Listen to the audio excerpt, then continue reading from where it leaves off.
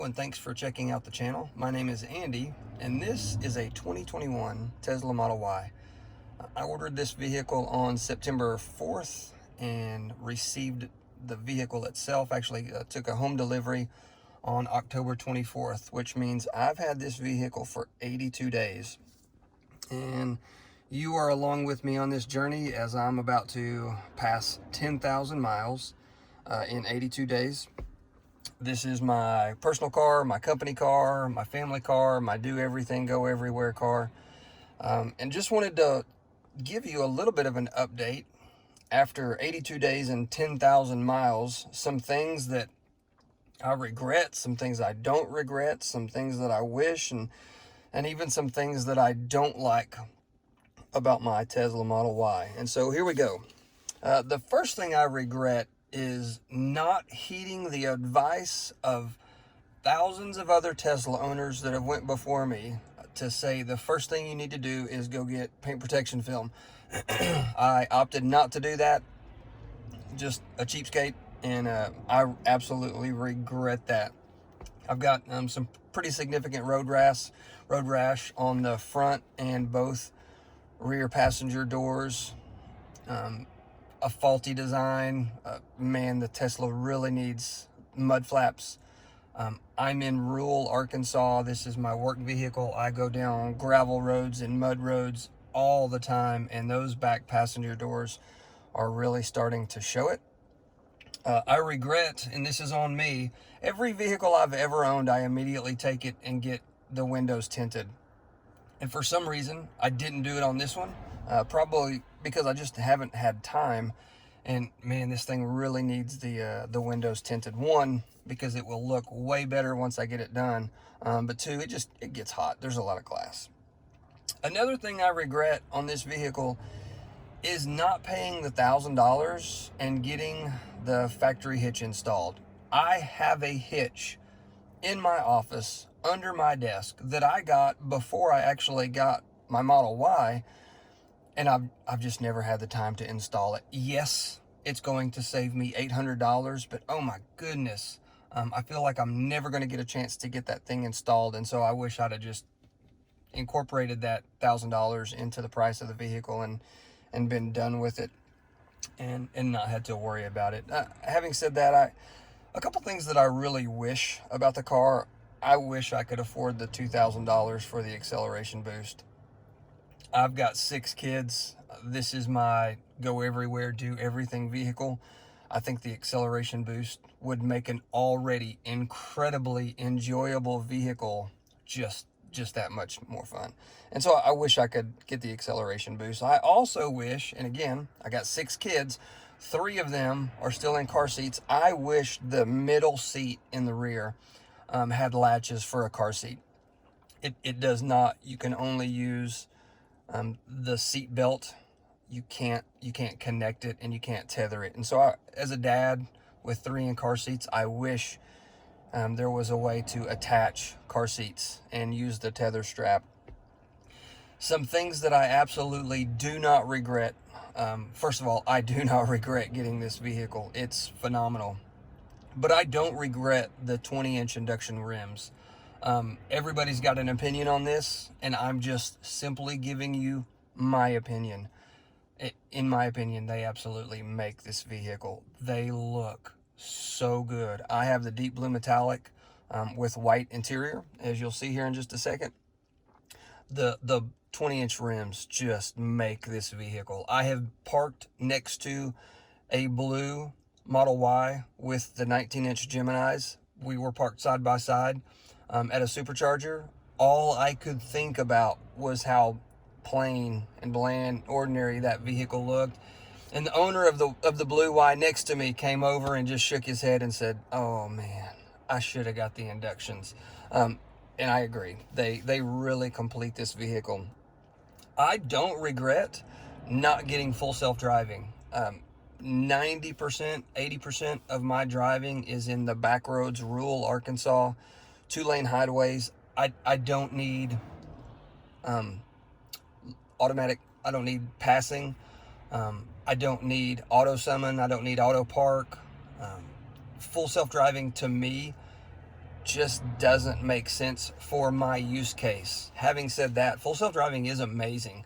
And if my use case were any different, it would to me be a no-brainer because of the potential that it has. But having said that, there's nothing about full self-driving. I never plan to robo-taxi this car. I don't have time. I'm in it like 24/7. It's my mobile office. I never plan to ride share or do any type of ride sharing platform with my vehicle. Therefore, to me, full self-driving is just not feasible. I don't regret the white interior. And again, 6 kids, 3 in car seats. The white is incredible. All the stories that you hear, I've spilled coffee in this thing probably 6 times. I keep a pack of baby wipes close by, and just wipes right up and looks brand new. The white to me was an absolute a great decision. I opted for some ABS plastic covers to get rid of that piano black. I even went and got a cool white Yeti cup to go with it. Absolutely love the white interior. Zero regrets on that. I love, and again, this is my mobile office. I'm in this thing all day, every day. I love the fact that Calendar syncs to the car. And I would show it to you, but it's a HIPAA violation because I've got patient information with names and addresses of when I put in my daily calendar. When I get in the next morning, I know exactly where I'm going to go and where I'm supposed to be there. And I select the patient's name, and it takes me right to their home address. And that, to me, is just, it's priceless. I mean, I can't say enough about that. And I love the fact that my calendar and navigation can sync, and it just takes me to my next destination. It knows what time it is. It knows what time I'm supposed to be there. So when I get in the car, it loads it up and it sends me straight to my next location. That's phenomenal. Saves me a ton of just logistical headaches. Having said that, I'm going to come into some things that I really dislike. I dislike the fact that even with premium connectivity, the navigation system, what I believe, it's my understanding, is Google Maps. It does not give real-time traffic updates. It does not redirect you around road closings. It does not redirect you around traffic accidents.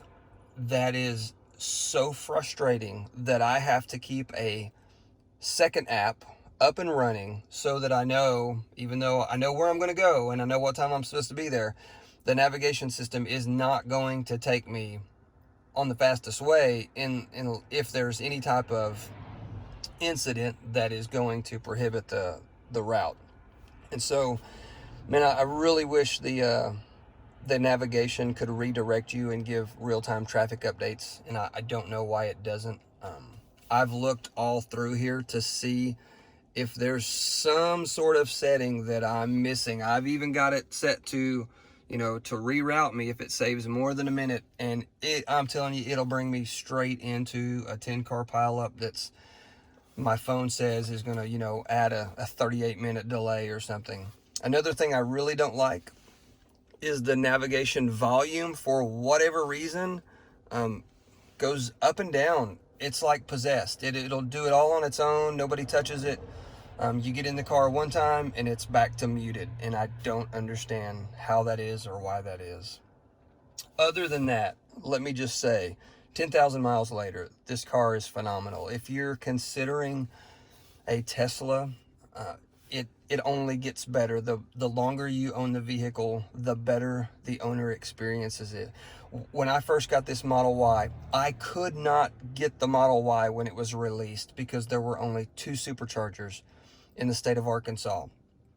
When they put in a third supercharger that's about an hour and a half in the way that I travel every day, all of a sudden I could function in a Tesla. I came from a 2000 Honda Insight via a 2013 Chevy Volt, and so when they put in that third supercharger, all of a sudden it made a Tesla a viable option for me.